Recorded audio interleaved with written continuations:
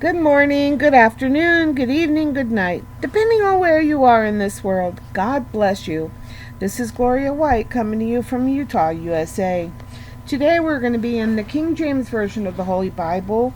We are in the book of Hosea, and that's chapter 4, where we left off. We finished chapter 3, so today we'll start in chapter 4. Hear the word of the Lord, ye children of Israel.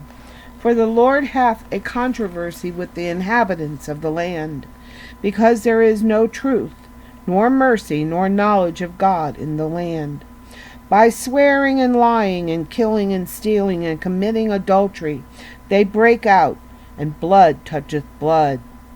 Therefore shall the land mourn, and every one that dwelleth therein shall languish with the beasts of the field, and with the fowls of heaven.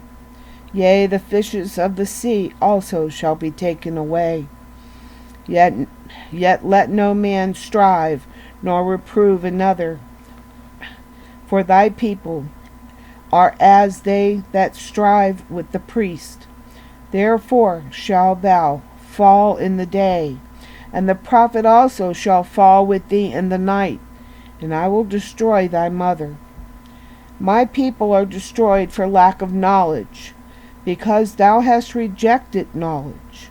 I will also reject thee, that thou shalt be no priest to me, seeing thou hast forgotten the law of thy God. I will also forget thy children. As they were increased, so they sinned against me. Therefore will I change their glory into shame. They eat up the sin of my people, and they set their heart on their iniquity. And there shall be like people, like priests, and I will punish them for their ways, and reward them for their doings. For they shall eat and not have enough. They shall commit whoredom, and shall not increase, because they have left off to take heed to the Lord. I think that's a big problem here in America. America used to be a very godly nation, and we prayed. As a nation we'd pray. And we left off to heed the Lord. We left off to heeding him. No, we started not following him. We kicked him out of our schools. We kicked him out of our government buildings. They want to take him off our money. I mean, come on. You keep pushing him away, he's going to just turn away, and that's it. And that's what he's done.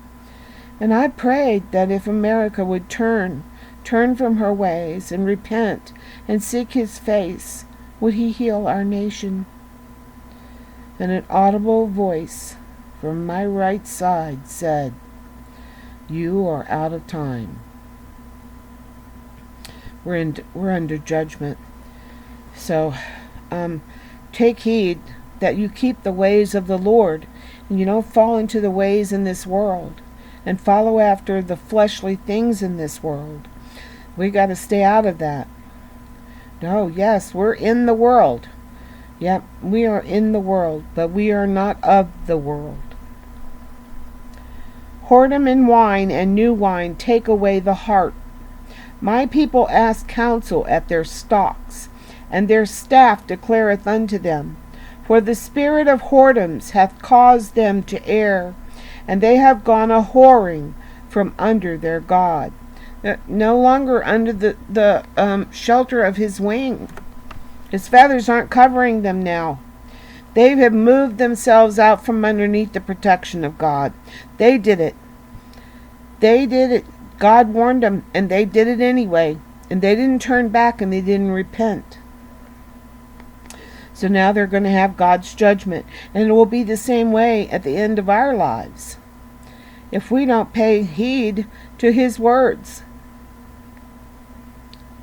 My people ask counsel at their stocks, and this is from their wooden idols.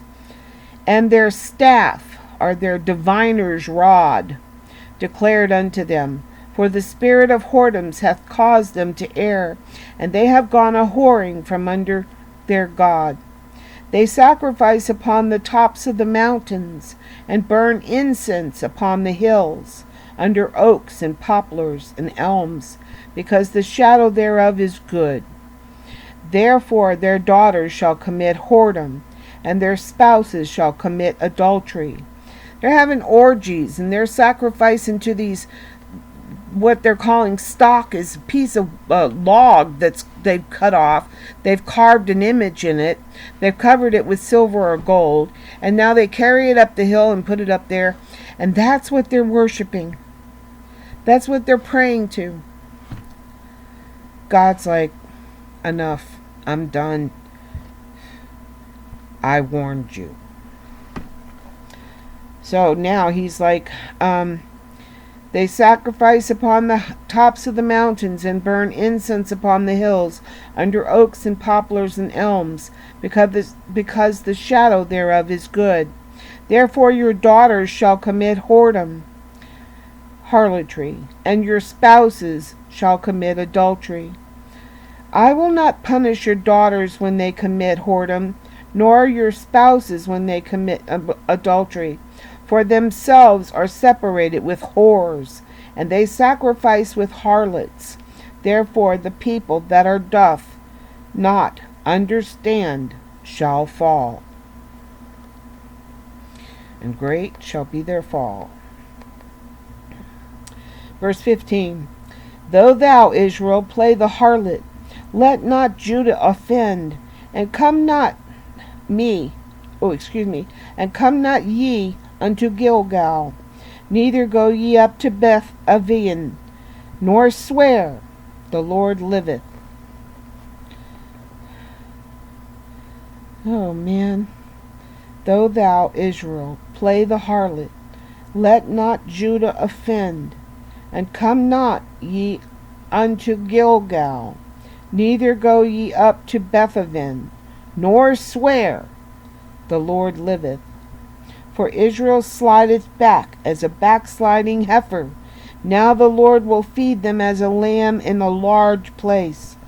Ephraim is joined to idols, let him alone. Their drink is sour, they have committed whoredom continually.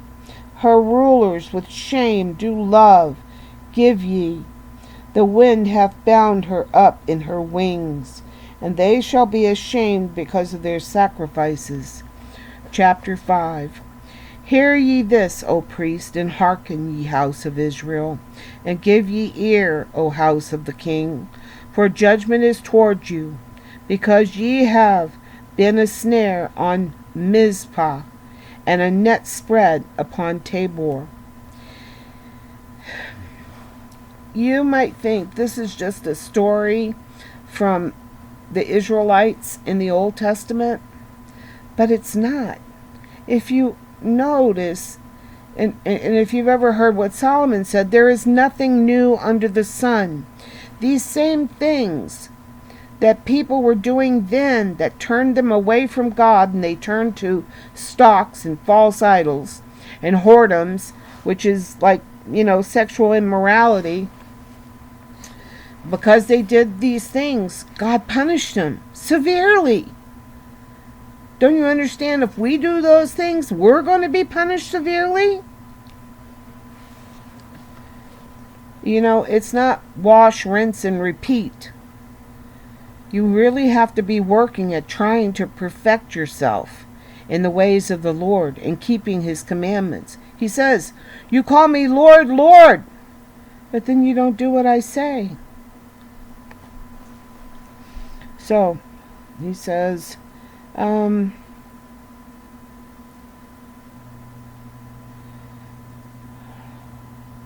though thou, Israel, play the harlot, yet let not Judah offend, and come not ye unto Gilgal, neither go ye up to Bethaven, nor swear, the Lord liveth. For Israel slideth back as a backsliding heifer. Are we sliding back? Anybody slipping? Call out for help. Ask us to pray for you. And we will. If you feel like this world is overtaking you and it's more than you can handle, call out to the Lord. Call out to us for prayer, for strength. We will pray for you. We're supposed to be praying for one another. Now the Lord will feed them as a lamb in a large place. Ephraim is joined to idols, let him alone.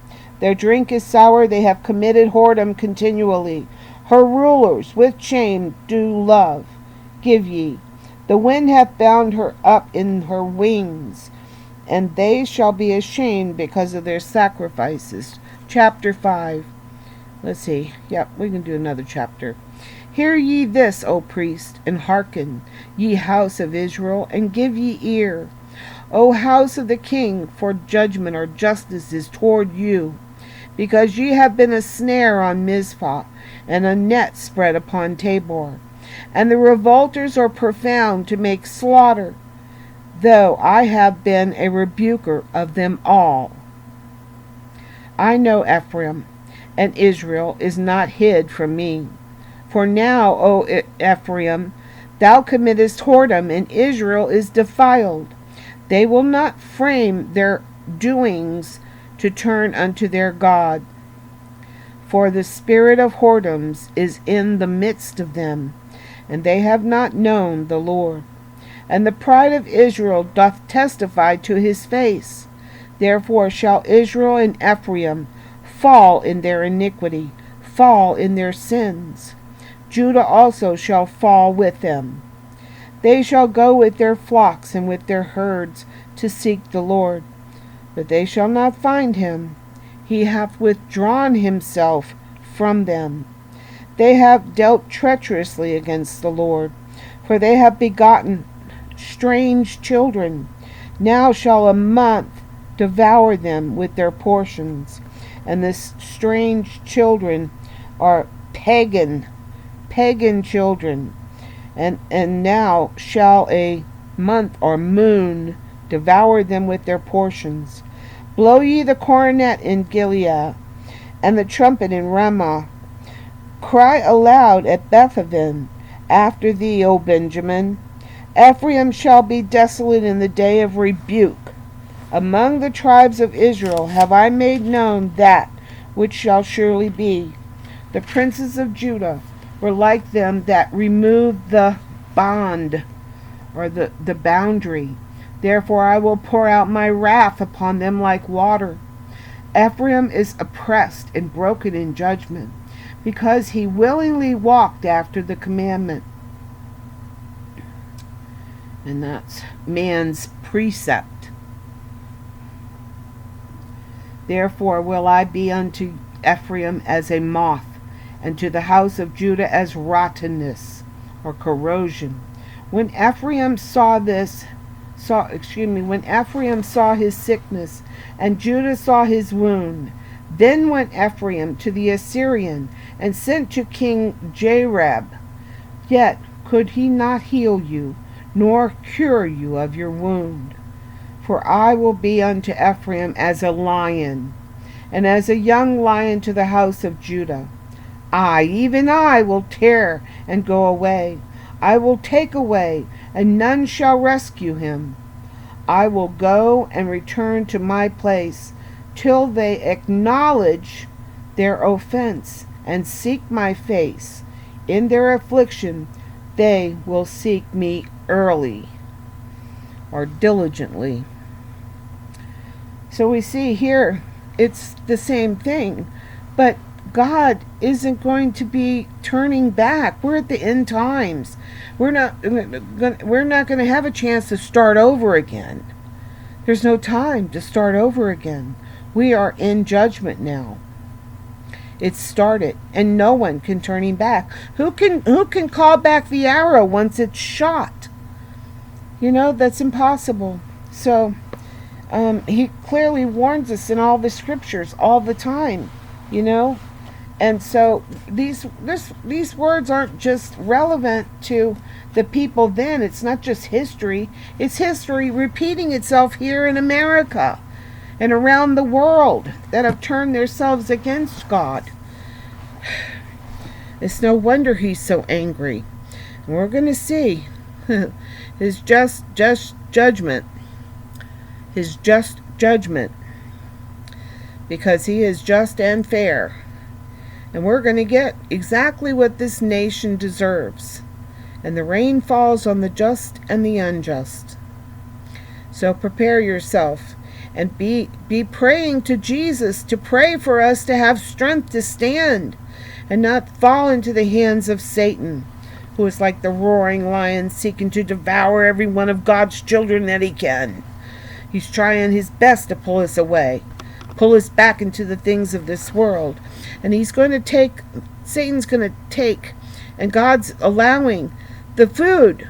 Yeah, the food. Oh, the cost of housing is getting off. How many more people are going to become homeless? They're setting it up so that when Satan comes, he can go, oh, don't worry, I can fix everything. Here, just take my mark, and you can buy and sell, and you can go on trips, and you can travel, and you can do all these things in the world. You best have your mind and your eyes and your heart set on heaven and spiritual things, because otherwise you can be lost. I can't warn you enough. And as always, I love you.